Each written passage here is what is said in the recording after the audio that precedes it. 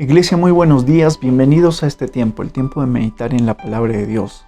Quiero saludar a nuestros amados pastores Jorge, Dina y a los pastores, líderes y hermanos de todas nuestras misiones que han separado este tiempo para poder unirnos en la meditación de la palabra de Dios. Antes de orar, porque sea Dios quien nos guíe, toma tu Biblia en tu mano y oremos juntos. Señor, te damos gracias a ti por la oportunidad que tenemos de meditar en tu palabra. Señor, te pedimos que en este tiempo nos des un corazón que sea capaz de escuchar tu voz. Nos des un corazón que sea capaz de entender, de reconocer tu voluntad. Señor, tú has dicho en tu palabra que tu Espíritu nos guiaría a toda verdad. Te pedimos a ti por la guía de tu Espíritu. Toma el control de este tiempo, Señor, y habla nuestras vidas. Padre, te lo pedimos en el nombre de nuestro Señor Jesucristo, y todos decimos amén.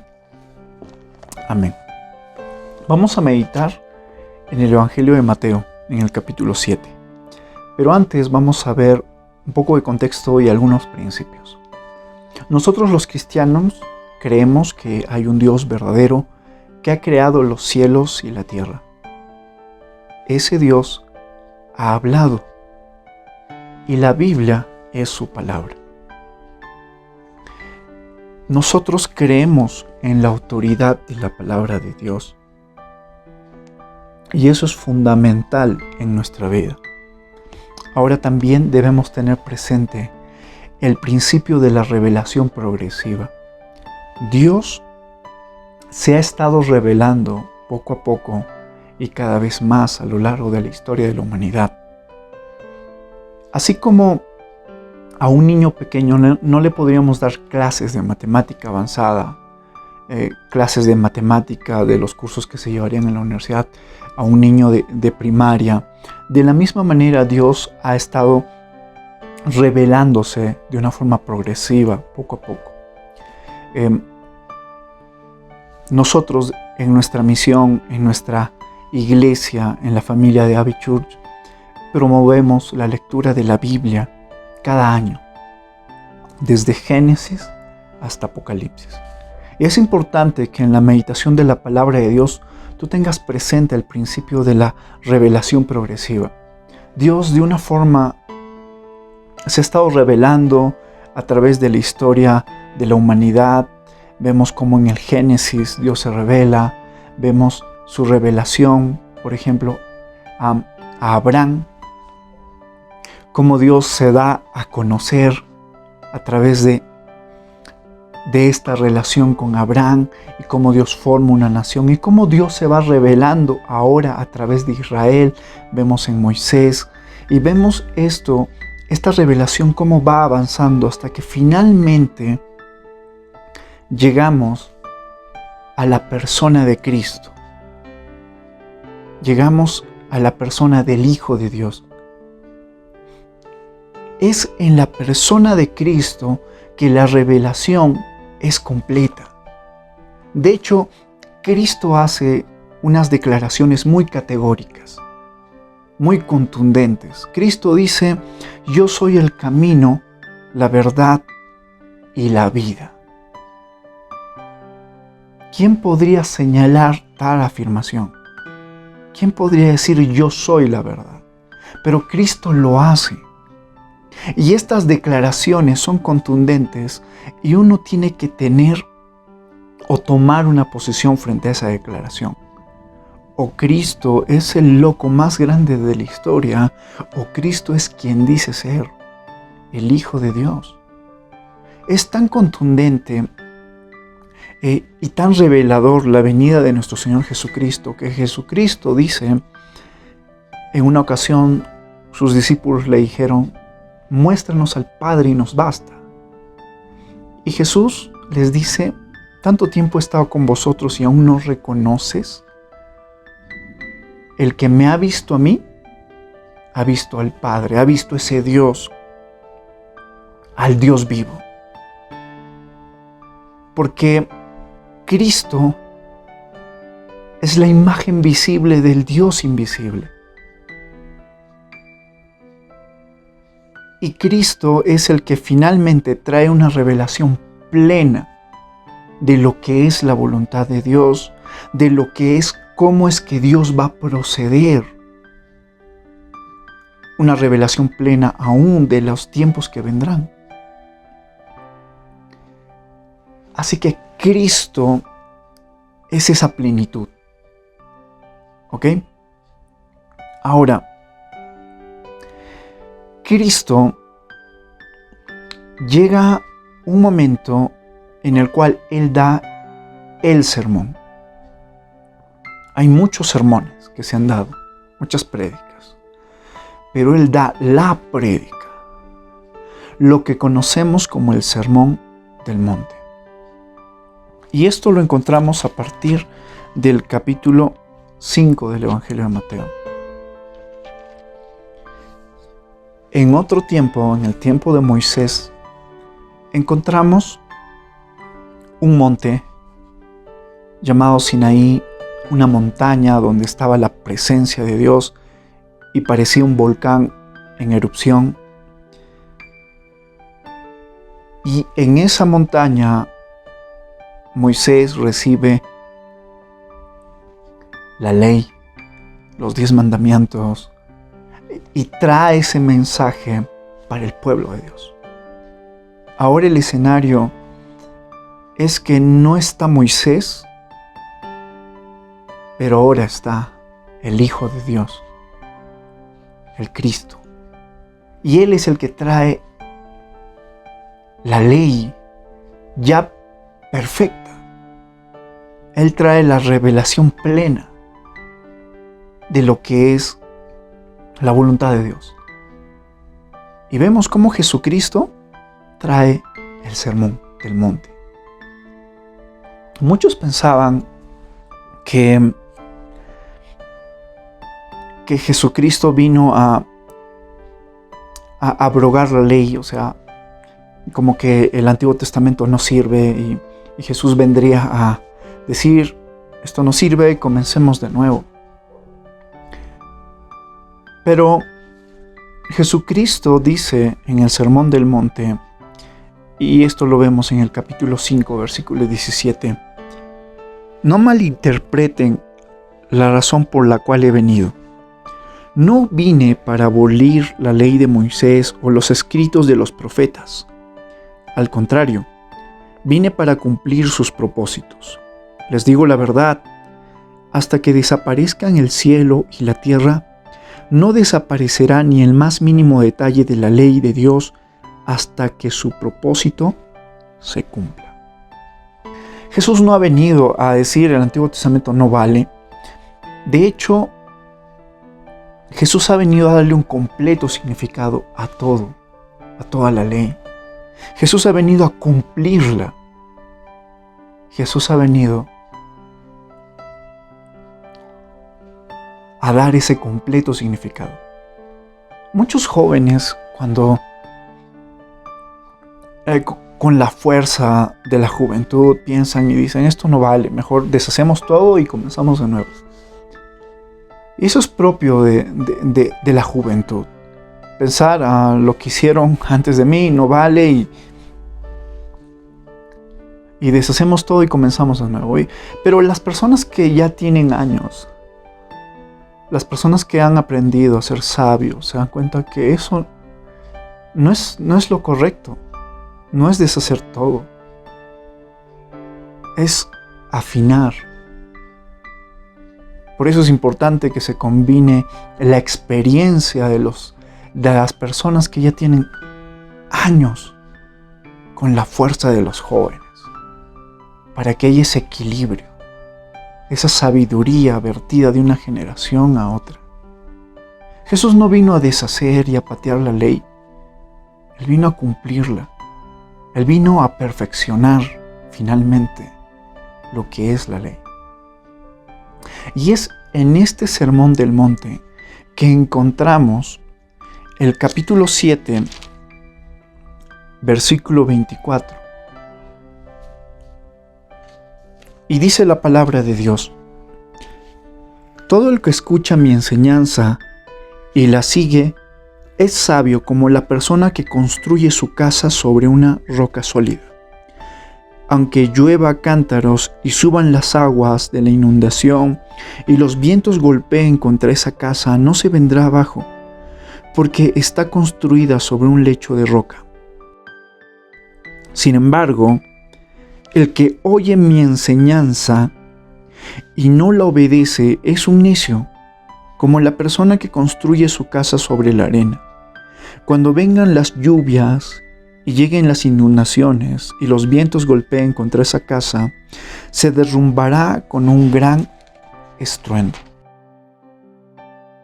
El pasaje que acabamos de leer, la figura que presenta Jesús de la construcción de los dos cimientos, la casa que se edifica sobre la roca y la casa que se edifica sobre la arena, es finalmente la conclusión, el cierre del Sermón del Monte. Si bien es cierto, Jesús pone un gran énfasis acerca de la palabra de Dios, cielo y tierra pasarán, su palabra no va a pasar. Es categórica esa afirmación, pero encontramos, amados hermanos, que Jesús se refiere de forma especial justamente al sermón que acaba de dar, al Sermón del Monte. Él está hablando sobre todo y pone énfasis en las palabras que Él acaba de decir. Así que es básico para todo aquel que dice creer en el Señor Jesucristo, una meditación constante del Sermón del Monte. El Sermón del Monte es probablemente uno de los pasajes más conocidos, pero uno de los pasajes menos entendidos, menos obedecidos. Y Jesús dice, es importante que asumas responsabilidad sobre esta enseñanza, la responsabilidad de llevarlo a la práctica. Porque solo cuando lo llevas en la práctica realmente estás edificando. Solo cuando tomas en serio la enseñanza de Jesús, estás edificando sobre la roca. Hermanos, edificar sobre roca es confiar que Jesús es quien dice ser. Confiar en la palabra, en lo que Él enseña. Hasta antes de Jesús, muchas cosas eran imperfectas, pero Jesús es teología perfecta. Su enseñanza es perfecta. Y Él dice esto: tienes que llevar a la práctica el Sermón del Monte. El Sermón del Monte comienza a partir del capítulo 5, desde el versículo 3 en adelante. Y en esencia, tienes que darte cuenta lo que Jesús está enseñando. Porque va a determinar dónde vas a estar al final de tus días y cómo vas a pasar ese viaje. El Sermón del Monte comienza con las bienaventuranzas, con la declaración de felices, bienaventurados, dichosos. Jesús presenta las cualidades de quienes forman parte del reino de Dios, de quienes se sacaron la lotería, de aquellos que realmente son dichosos, no según los estándares del mundo, sino según el estándar de Dios. Y lo que Él trata en primera instancia en el Sermón del Monte es la felicidad.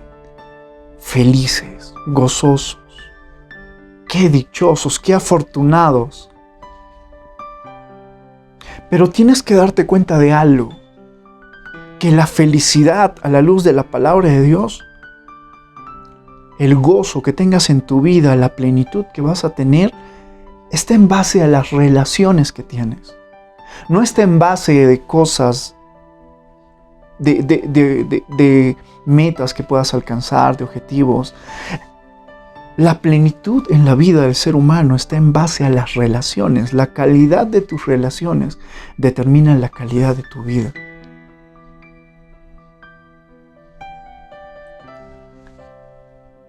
Y todo se resume en relaciones.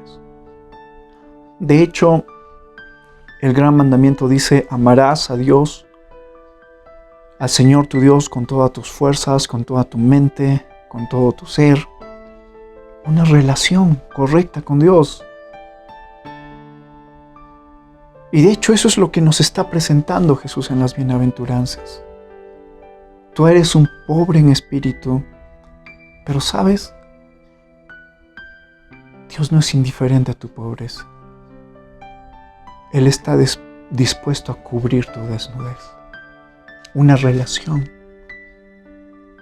Has sido herido, has sido quebrado en tu corazón. Bienaventurados los que lloran. Porque Dios tiene consuelo. Una relación. Bienaventurados los que tienen hambre y sed de justicia. Porque Dios va a hacer justicia. El gozo pleno en la vida viene de una relación correcta. Primeramente, una relación correcta con Dios. ¿Entiendes?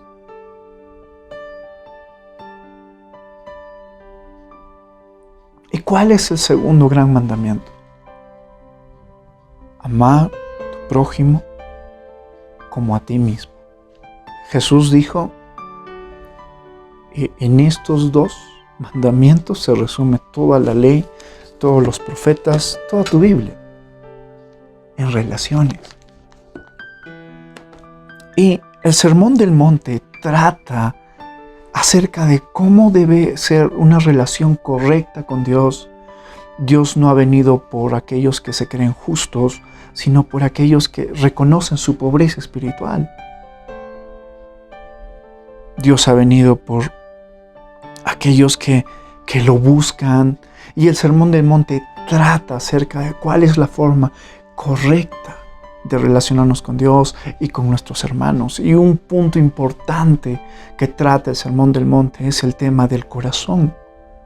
Dios no mira las apariencias. Dios mira el corazón. Y vas a ver eso constantemente en la prédica del Sermón del Monte. Cómo Cristo hace una diferenciación entre lo que es la apariencia, pero que a Dios le importa lo que hay en el corazón. Moisés trajo los 10 mandamientos, pero Jesús finalmente perfecciona, le da un completo significado. Jesús dice de forma categórica: cualquiera pues que en su corazón codicie, se lo dice a los varones, codicia una mujer,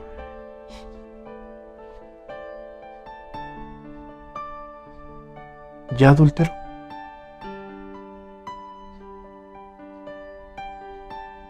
Cristo trata y muestra la perspectiva que Dios tiene. ¿Cómo está tu corazón? Dios conoce todo. Lo que haces en público, lo que hacemos en privado. Y el Sermón del Monte presenta una serie de desafíos. De hecho, quiero leer versículos 38, 5 del 38 en adelante. Dice: han oído la ley que dice que el castigo debe ser acorde a la gravedad del daño, ojo por ojo y diente por diente. Pero yo digo, no resistan a la persona mala. Si alguien te da una bofetada en la mejilla derecha, ofrécele también la otra mejilla. Si te demanda ante el tribunal y te quitan la camisa, dales también tu abrigo. ¿Qué te parece? Suena bonito, ¿no? Pero Cristo dice, tienes que ponerlo en práctica.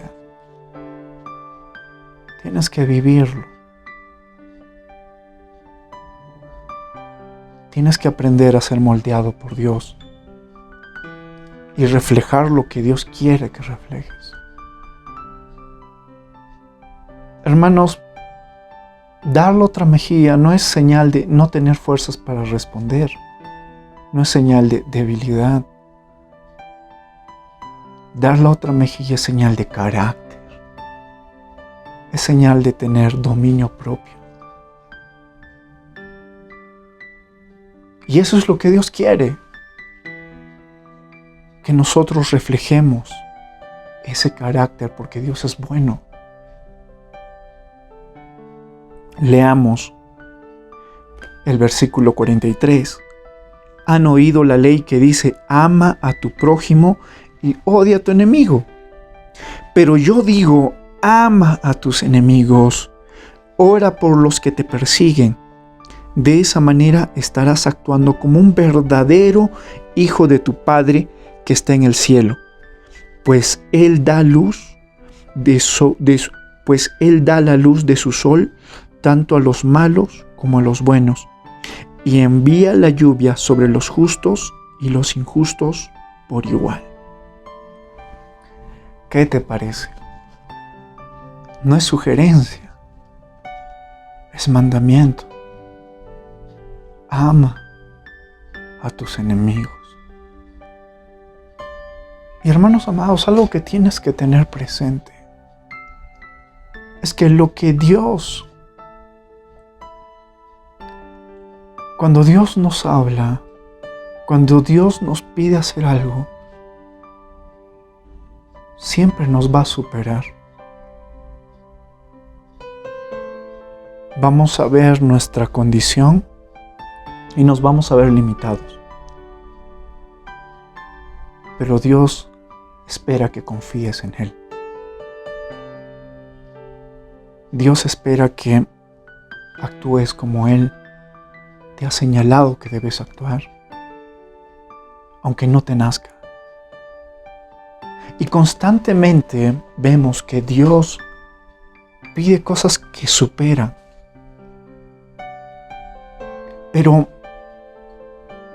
Y esto es edificar sobre la roca. Si tú decides creer en lo que Dios dice, creer en el mandamiento de Cristo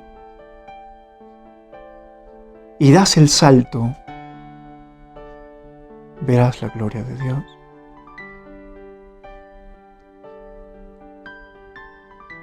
Recuerda esto. Cuando Dios te pide hacer algo loco,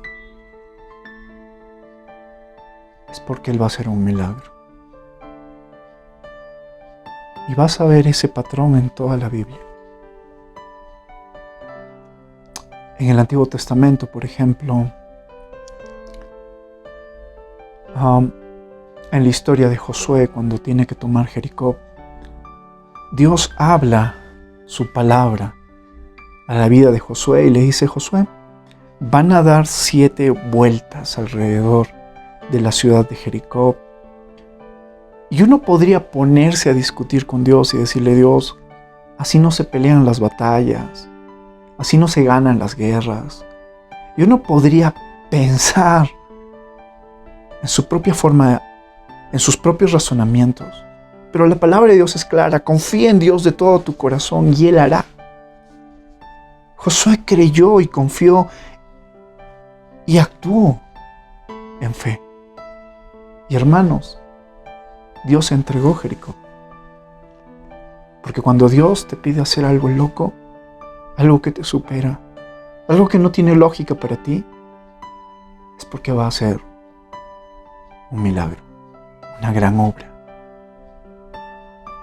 En el Nuevo Testamento, una y otra vez, Jesús les dice: miren, denles ustedes de comer a toda esta multitud. Y eso es algo loco. ¿De dónde sacamos recursos? ¿De dónde sacamos dinero, insumos para toda esta multitud? Pero cuando Dios te pide algo loco, es porque va a ser un milagro. Y vemos cómo Cristo hace el milagro de la multiplicación. Pero alguien tuvo que creer. Alguien tuvo que llevar a la práctica, obedecer. Alguien tuvo que tener un corazón para oír y para obedecer. Y entonces vemos a Dios obrar. Nosotros no impactamos este mundo porque este mundo nos ve a nosotros hacer lo que nosotros podemos hacer. Solo cuando hay alguien que decide creer en Dios, en su palabra, en su Cristo, y decide obedecer aunque tengas muchos Getsemaní, aunque no quieras, y levantes tu altar en tu Getsemaní propio y digas, Señor, no quiero, si puedes, pasa de mí esto. Pero cada vez que tú termines como Cristo nos enseñó, pero que no se haga mi voluntad, sino que se haga tu voluntad. Esa debería ser siempre la parte final de todas nuestras oraciones. Pero que no se haga mi voluntad, sino la tuya. Cada vez que nosotros nos decidimos a creer y obrar,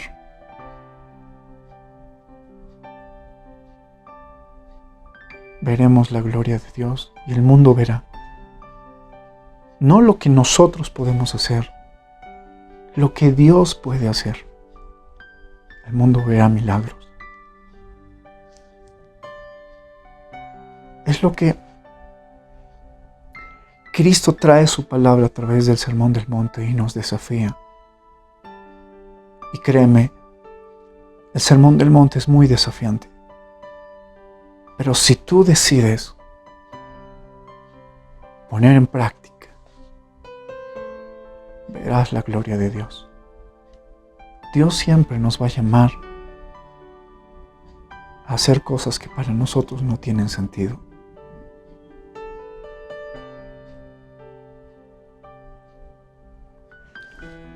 Recuerdo el llamado de Pedro. Pedro toda la noche había salido a pescar porque para ir a pescar se hace de noche. Y no había pescado nada. Y estaba probablemente frustrado esa mañana, remendando sus redes. Y entonces viene Jesús y desafía todo lo que había estudiado, todo lo que sabía. Y le dice, boga mar adentro y extiende tus redes. Él dice, Señor, lo hemos intentado. Y además le hubiera argumentado una serie de cosas más. Nadie pesca a esta hora. Pero recuerda que Dios es Dios, como estamos hablando. Nadie pesca a esta hora, pero en tu palabra lo haré. Y el mundo ve no lo que nosotros podemos hacer, sino lo que Dios puede hacer a través de un hombre que le cree, que crea su palabra y la pone por obra. Vamos a acercarnos a Dios reconociendo que Él nos va a llevar, nos va a sacar de nuestras comodidades, de nuestras seguridades. Nosotros debemos salir constantemente de nuestra seguridad.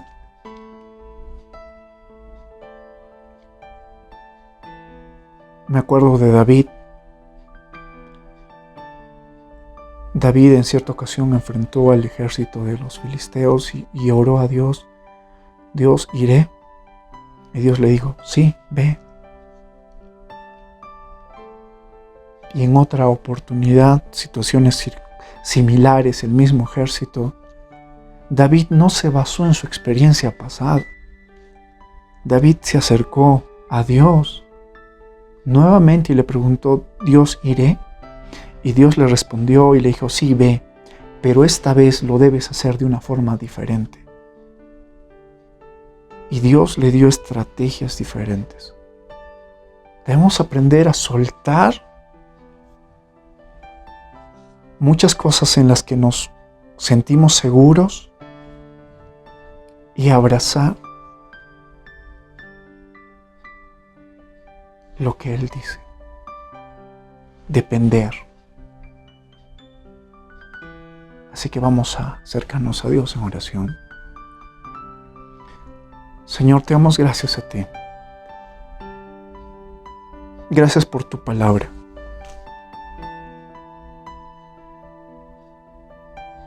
Gracias. Constantemente nos desafías. Constantemente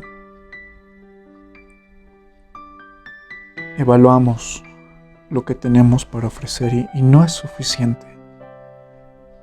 Evaluamos lo que tú nos pides hacer y vemos que no tenemos las fuerzas y recursos suficientes.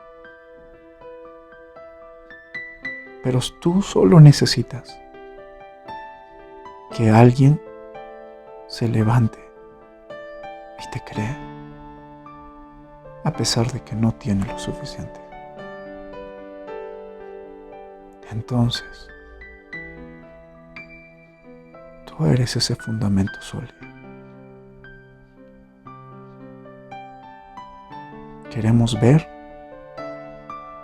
tu gloria.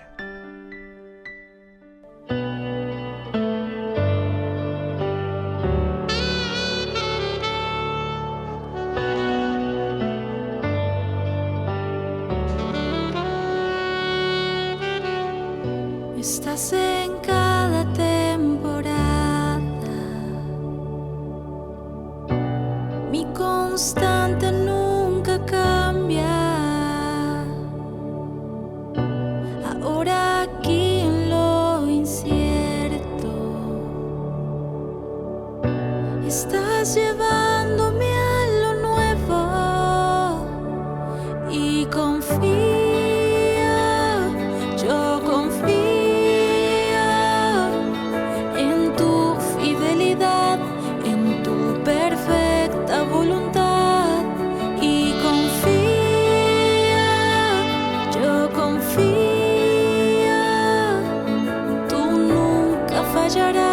Siempre a mi lado estarás. Siempre a mi lado estarás.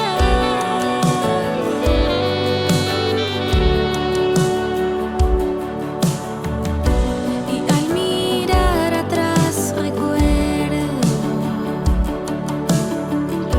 has sido fiel desde el comienzo. Y ahora aquí, aunque no entiendo, avanzaré sin miedo y confío,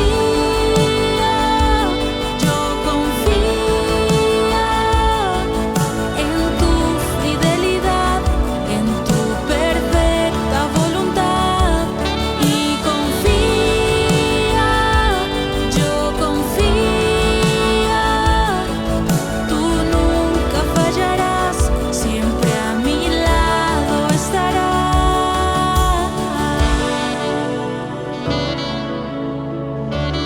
Si mi corazón desmaya, yo no temeré, porque tú me sostendrás. Sé mi fuerza, tú mi aliento, de ti dependo, a ti me entrego. Iglesia, vamos a declarar juntos que confiamos en Dios. Levanta tu voz. Con mis ojos puestos en ti, carrera en fe correré, pues tú vas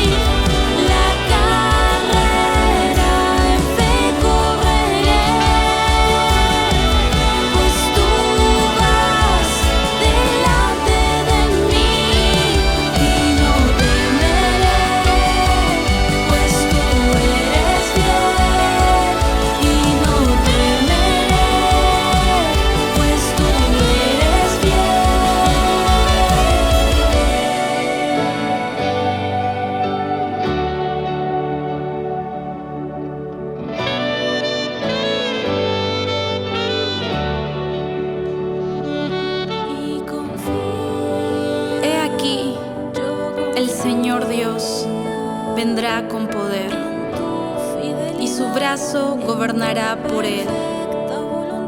He aquí, con él está su galardón, y delante de él su recompensa. Nunca fallarás, siempre a mi lado estarás. Y confía, yo confío, nunca me has fallado. Y confía, yo confío, siempre a mi lado estarás.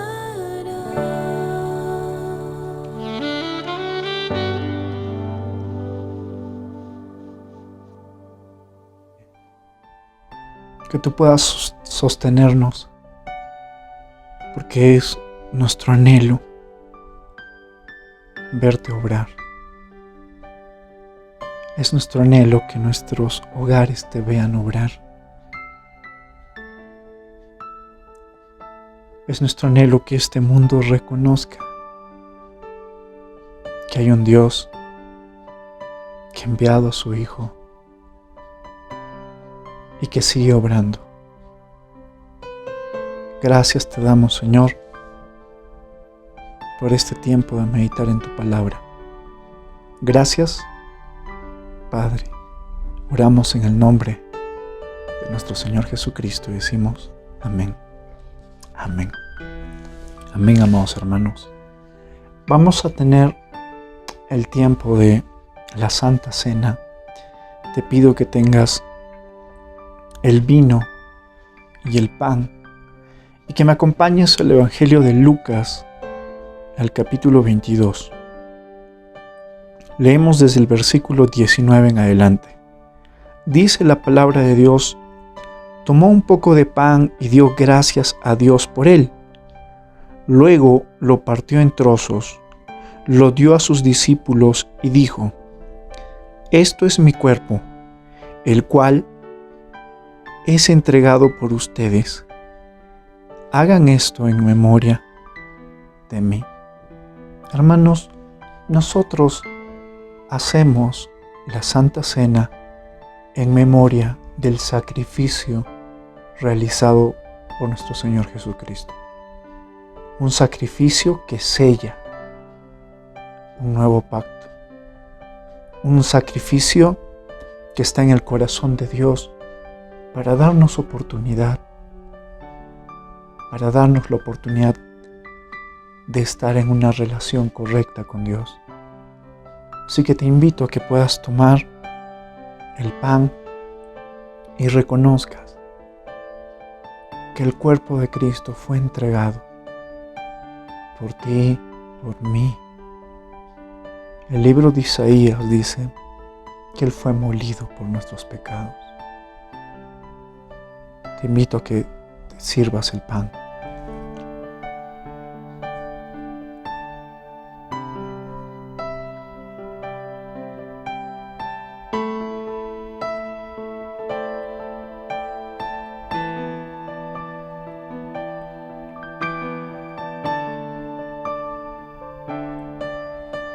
Meditemos en el versículo 20.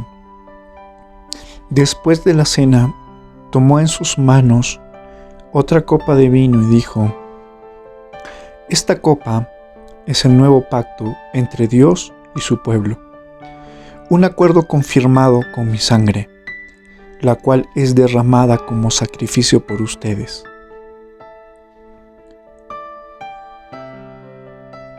Te invito a que puedas tomar el vino, señal de la sangre derramada en la cruz a nuestro favor.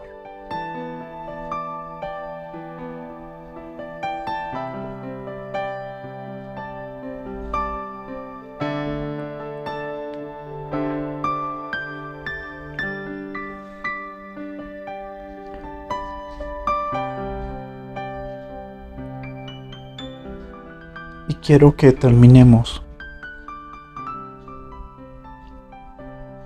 agradeciendo.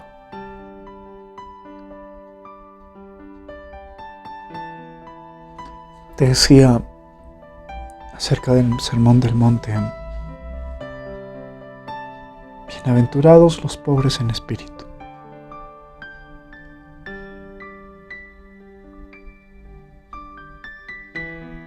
porque de ellos es el reino. La imagen que presenta Jesús en esa primera bienaventuranza es: bienaventurado el lisiado.